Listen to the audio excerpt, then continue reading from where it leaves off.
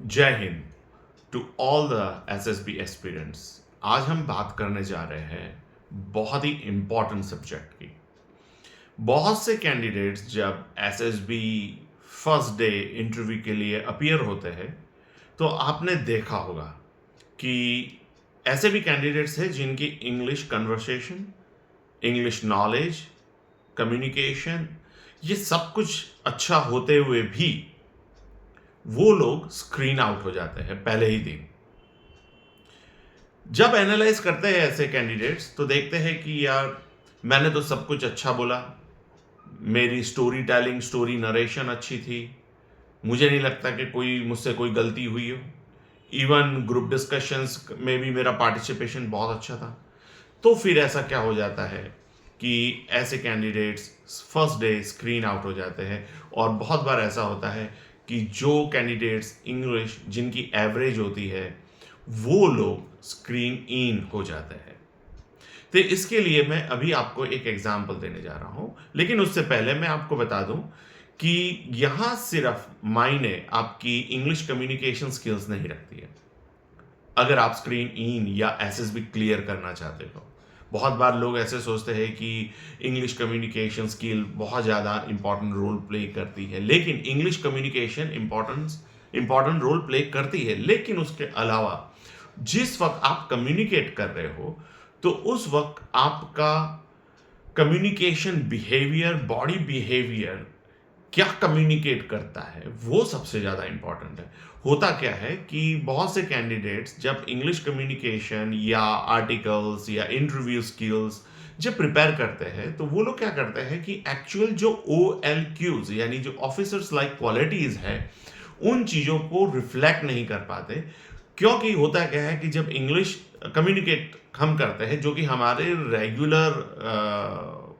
दिनचर्या में ये चीज़ हम नहीं प्रैक्टिस कर पाते हैं, तो क्या होता है कि जब एसएसबी डेट्स नज़दीक होती है तो हम आउट ऑफ सडन बहुत बार ओवर प्रिपरेशन करना शुरू कर जाते हैं, ओवर प्रैक्टिस करते हैं और इतना ज़्यादा एक्यूमुलेट कर लेते हैं हम इंग्लिश इंफॉर्मेशन को कि हम भी बहुत बार इंग्लिश कम्युनिकेट करते हुए ऑकवर्ड लगने लग जाते हैं। क्योंकि जो चीज़ आपने अपनी हैबिट्स में, अपनी डेली रूटीन में नहीं किया होता है और आप सडनली उसे करने बैठ जाते हो तो ऑब्वियसली वो आपके साथ ब्लेंड नहीं होता है और जो आपका एक्चुअल पर्सनैलिटी है वो रिफ्लेक्ट नहीं होकर कोई और चीज, कोई और बॉडी बिहेवियर, कोई और नेचर रिफ्लेक्ट होना शुरू हो जाता है। तो इसके लिए मैं अभी आपको एक एग्जांपल दे रहा हूं। तो एक्चुअली होता क्या है कि जब आपका स्टोरी नरेशन, आपका ग्रुप डिस्कशन सब कुछ एक्यूरेट जाता है तो फिर आपको सिलेक्ट क्यों नहीं किया जाता, तो उसका रीजन ये होता है। समझ लीजिए मैं एक टीचर हूं और 15-20 साल से मैं टीचिंग करवा रहा हूं। तो एक टीचिंग बिहेवियर के वजह से मेरे अंदर, या इस डेजिग्नेशन के वजह से मेरे अंदर एक बिहेवियर पैटर्न डेवलप हो गया जो कि आमतौर पे टीचर्स के अंदर होता है, जिसे सबसे पहले कहेंगे कि हम टीचर जो है वो एक मोटिवेटर्स होते हैं, इन्फ्लुएंसर्स होते हैं, लीडरशिप क्वालिटीज होती है। होता क्या है कि बहुत सारे स्टूडेंट्स होते हैं, हजारों स्टूडेंट्स होते हैं जो उस टीचर्स को फॉलो करते हैं। टीचर्स बहुत बार इंस्ट्रक्शंस देते हैं तो उनके अंदर ये लीडरशिप क्वालिटी डेवलप हो जाती है। अब होता ये है, मान लीजिए कि मैं किसी इंटरव्यू के लिए जा रहा हूं जो डेजिग्नेशन है पियोन के लिए, चपड़ासी के लिए। अब होता क्या है कि जो इंटरव्यूअर्स है मुझसे कुछ क्वेश्चंस करते हैं और क्वेश्चन के जवाब जो होते हैं उसमें कोई गलत या सही का डिसीजन नहीं होता, बस मुझे जवाब देना है और वो जवाब सारे एक्यूरेटली मैं देता हूं और क्वेश्चंस भी बड़े आसान होते हैं। तो होता क्या है कि जब मेरे सारे इंटरव्यूअर सारे क्वेश्चंस कर लेते हैं और मैं अपने सारे जवाब दे देता हूं, तो एनालाइज करने के बाद इंटरव्यूअर्स मुझे कहते हैं कि ठीक है, आपके जवाब से हम सहमत हैं, आपने बहुत ही बेहतरीन ढंग से जवाब दिया है, लेकिन हमें लगता है कि आप इस डेजिग्नेशन के लिए फिट कैंडिडेट नहीं हो। तो मैं तुरंत ही उनसे पूछता हूं कि ऐसी क्या गलती हो गई, क्या कुछ गलत बिहेव कर दिया है या कोई सवाल का जवाब मैंने गलत तरीके से आपको दे दिया है। तो वो कहता है कि नहीं नहीं, ऐसी कोई बात नहीं, आपके जवाब सारे सटीक थे, हम आपसे इंप्रेस भी हुए, लेकिन ये जो जॉब प्रोफाइल है, ये जो डेजिग्नेशन है, ये डिमांड करता है कोई और पर्सनैलिटी, कोई और बिहेवियर जो कि आप उसमें फिट नहीं बैठते हो। तो मैं पूछता हूँ आगे क्या कैसे?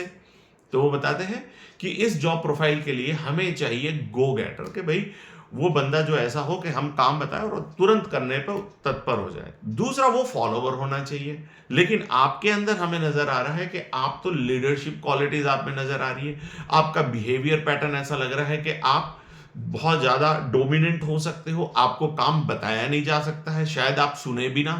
क्योंकि वो आपके बिहेवियर में, वो आपके कम्युनिकेशन में, वो आपके वॉइस में नजर आ रहा है, जो कि हमें यह निर्णय लेने पर मजबूर कर रहा है कि आप इस जॉब प्रोफाइल के लिए फिट नहीं बैठते हो। तो आप कैंडिडेट समझ सकते हो कि बहुत बार होता है क्या है कि जो आपका इंटरव्यूअर है, ऑफिसर है, वो आप में ये क्वालिटीज देख रहा है जब आप कम्युनिकेट कर रहे हो, और जब आप कोई भी स्टोरी नरेशन कम्युनिकेट कर रहे हो, तो आपका ध्यान या आपका उस वक्त जो स्ट्रेस है वो इस तरह से डेवलप हो रहा है कि आप कंटेंट पे ही सबसे ज्यादा ध्यान दे रहे हो। आपके दिमाग में वो लाइंस चल रही है कि मुझे ये बोलना है, ये बोलना है, इस कैरेक्टर के बारे में ऐसे बताना है, और जो एक्चुअल रिक्वायर्ड जो बिहेवियर है उस वक्त, जो बात आप बता रहे हो उस वक्त, वो बिहेवियर आप में नजर नहीं आता है। जैसे कि मैं पियोन के इंटरव्यू को फेस कर रहा हूं, और जो बिहेवियर उस वक्त जो चाहिए, फॉलोअर्स बिहेवियर चाहिए, गो गेटर बिहेवियर चाहिए, और लिसनर बिहेवियर चाहिए, वो मेरे अंदर, या जी हजूरी वाला जो बिहेवियर चाहिए, जो मेरे अंदर नजर नहीं आ रहा है उस वक्त। तो इसी तरह से बहुत बार ये होता है कि जब आपकी इंग्लिश कम्युनिकेशन अच्छा है, आपका स्टोरी नरेशनल पार्ट बहुत अच्छा है, आपकी राइटिंग भी बहुत अच्छी है, लेकिन फिर भी आप स्क्रीन आउट हो जाते हो, तो उसका सबसे बड़ा रीज़न ये रहता है कि पहले दिन ही जो एसेसर्स है वो आपके अंदर वो क्वालिटीज़ देखते हैं कि आप जो रिक्वायर्ड डेजिग्नेशन है उस क्वालिटीज से मैच कर रहे हो कि नहीं कर रहे हो। कहीं ऐसा तो नहीं है कि आप रिक्वायर्ड OLQs, क्योंकि 100% मैच नहीं करना होता है, सारे के सारे OLQs आप में हो भी नहीं सकते हैं, लेकिन जो थोड़े बहुत रिक्वायर्ड OLQs है वो भी अगर मैच कर जाए तो, और अगर फिर आपकी नरेशन अच्छा हो, आपका स्टोरी राइटिंग अच्छा हो, आपका ग्रुप डिस्कशन आपने पार्टिसिपेट किया है, तो डेफिनेटली आपको ये लोग आगे बढ़ाएंगे ही बढ़ाएंगे।